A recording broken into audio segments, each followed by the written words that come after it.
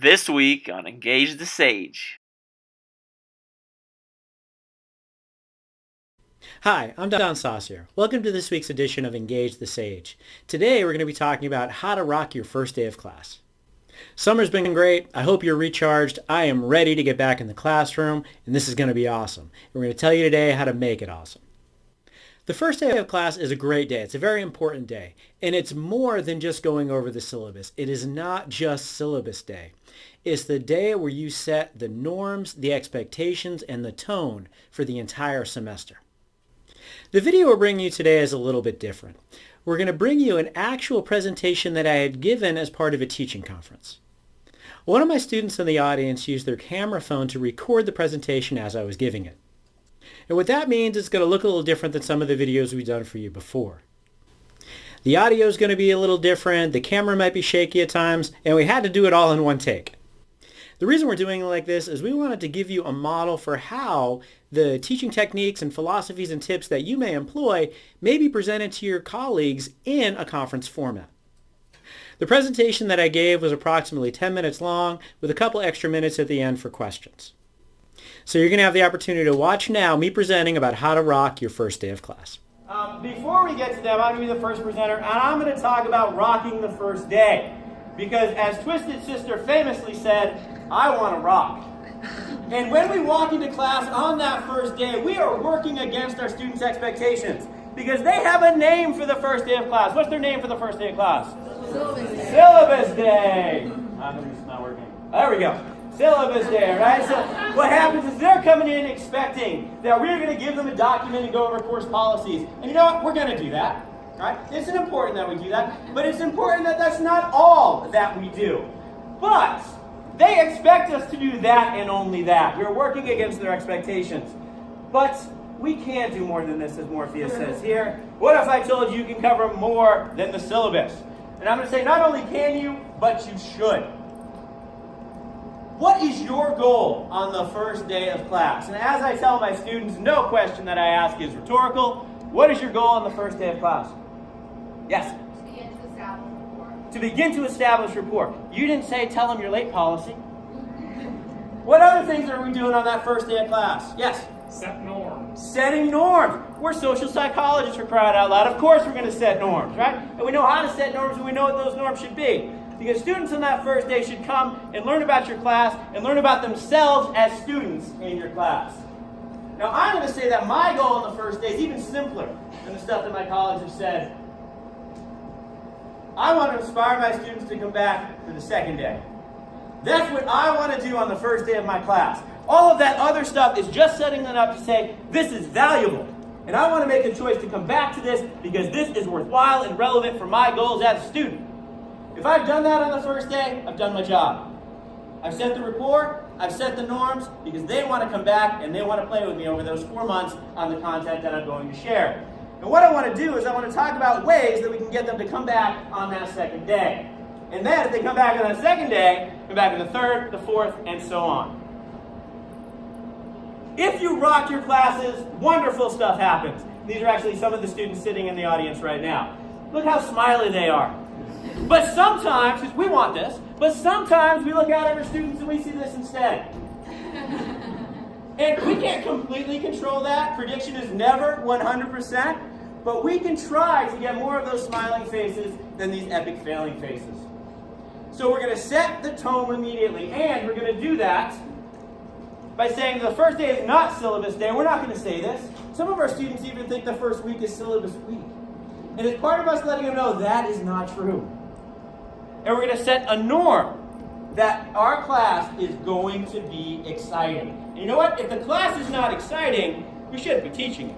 Right? If there's not a reason to come to that class and learn that material, then that class should not be part of our curriculum. And if you cannot wrap your head around why that class is informative, interesting, and exciting, then maybe you're not the person who needs to be teaching that class. Right? So we're going to help you get there, we hope. So we're going to set this exciting norm, and I'm going to set this norm under my teaching philosophy. My teaching philosophy is built around intrinsic motivation. You're a social and personality psychologist. You know what intrinsic motivation is. Intrinsic motivation is, remember, none of my questions are rhetorical. Setting a norm here. Right? You do it because you want to, right? Now what I think is you do it because you want to, both as a teacher and a learner. How many of you have gone into a class and the person in the front to say, today's stuff's going to be boring, but we got to get through it together? Right? You think you're building a rapport, you think you're commiserating, and you know what? They hate that day. So what happens is you have to want to be there, they have to want to be there, and then the magic happens. I want the magic, you want the magic, right? I want the magic.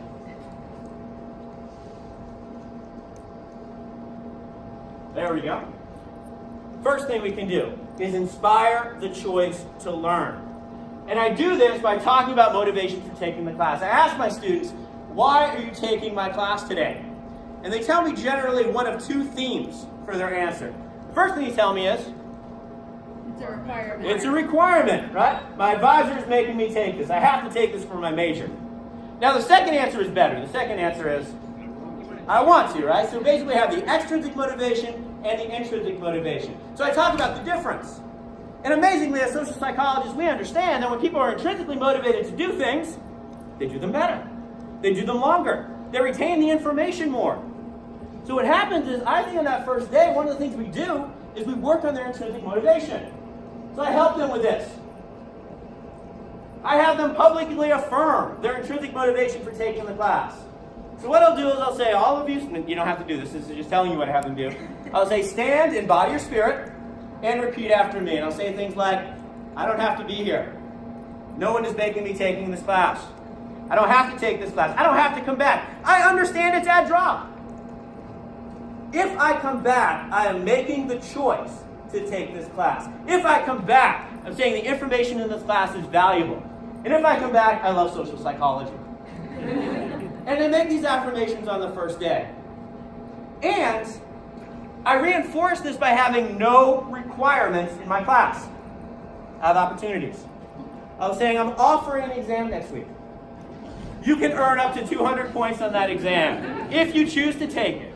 Students say, do I have to read chapter 3? No, you don't have to read chapter 3. I recommend it. Right? It's going to increase the opportunity that you have for earning points. But right now you have 0 points. A lot of students tell me I'm losing my A. You didn't have an A. You don't have an A until you have 900 points in my class. Right? I'm going to give you opportunities to accumulate over 900 points over the course of the semester. I recommend and advise, but I never mandate or require because the choice is theirs. And this is something I think we need to do more of. And it's very easy. It's an easy tweak.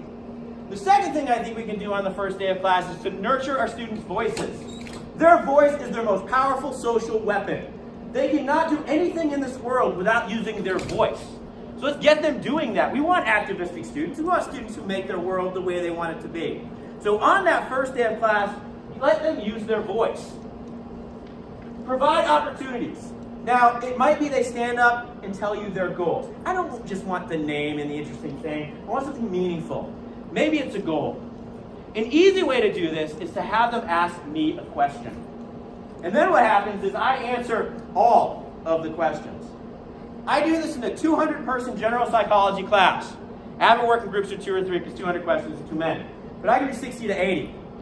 And I have my teaching assistant put them all on slides and answer all of the questions on the second day of class. What am I telling them? I'm telling their voice is important. I'm telling them that what happens is when you ask me a question, I will take it seriously. I'm not promising to know the answers.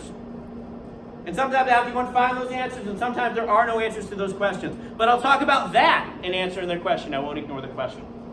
I'm letting them know that their voices are important. And the third thing, and this is potentially the most important, is to use trickle-down engagement. This is the core in my teaching philosophy. If you are engaged in your material, they are going to be more engaged in the material, and they're going to perform better. We have data for this. This isn't a data talk, so I'm not going to share this data with you, so I'm going to ask you to trust me on that. But when you're engaged, they're more likely to be engaged, they're more likely to retain and perform well. So what that means is we have to remember that we have the best jobs in the world. The classroom for us is the oasis. It's away from all of the other things that are bogging us down. When I walk into class, the budget issues that we have in Kansas education don't matter. The cranky kid I got at home, he's still going to be cranky when I get back.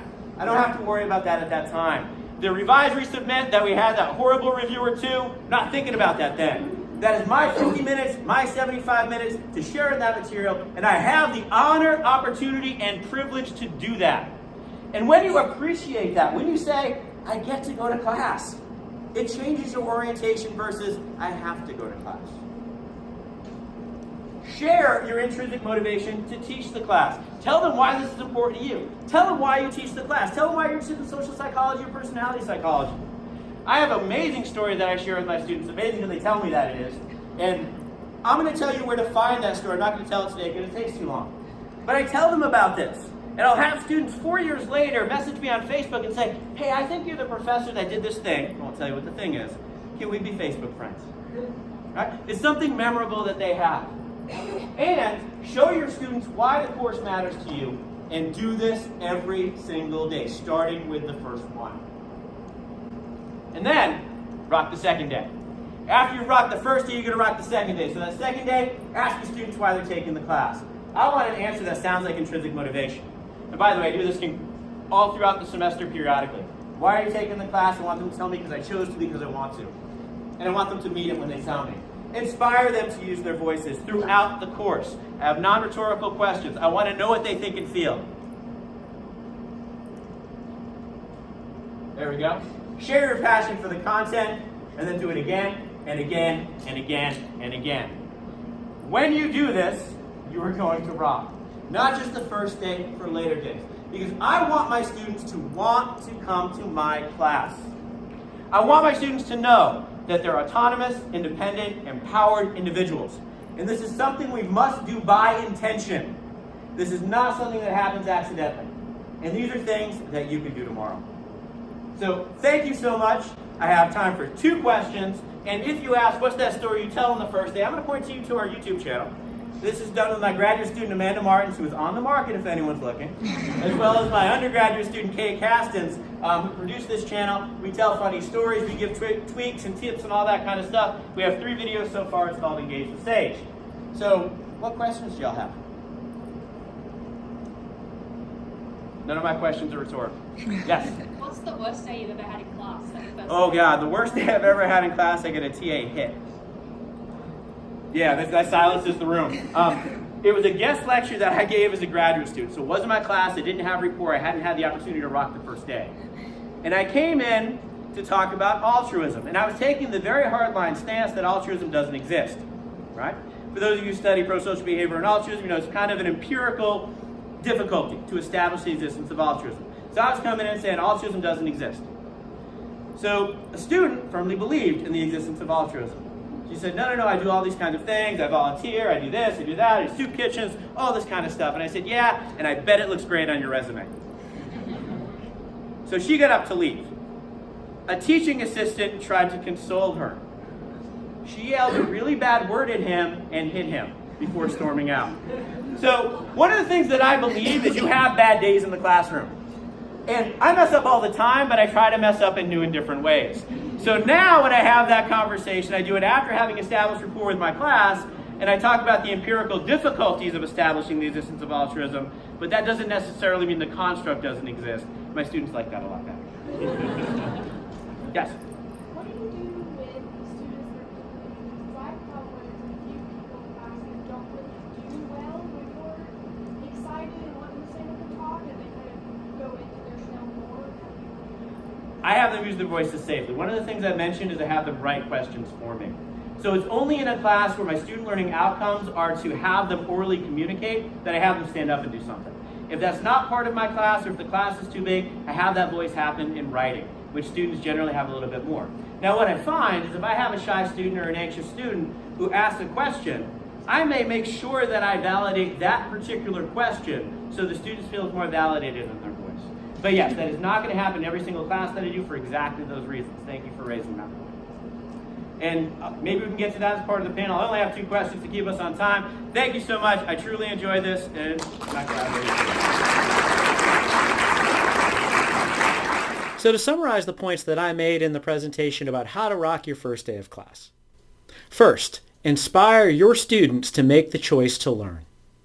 Second, find a way to have your students use their voices on the first day of your class in a meaningful way. And third, use trickle-down engagement to show your engagement to the class so that it impacts their engagement and then ultimately their learning. If you've done those three things, you've rocked your first day of class. And now your mission is to rock the second day and every day thereafter using those same techniques. This is how I try to rock my first day of class, and in the comments, I want to hear how you rock yours. We hope you enjoyed this video. Please like, subscribe, sign up for notifications, share on social media, and we'll see you next time on Engage the Sage.